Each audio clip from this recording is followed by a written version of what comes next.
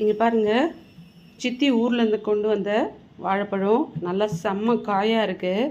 இப்போ இந்த காய் வந்து நம்மளை வேஸ்ட் ஆகாமல் சீக்கிரமாக வீணாகாமல் எப்படி பழுக்க வைக்கிறதுன்றதை இந்த வீடியோவில் பார்க்க போகிறோம். இங்கே பாருங்கள், மேலே என்னோடய கபோர்டில் ஒரு எஸ்கோக்கி ஒன்று போட்டு நூல் கட்டி தொங்க விட்டுருக்கேன். இதில் இந்த வாழைப்பழத்தை போட்டு நம்ம தொங்க விட்டுடலாம்.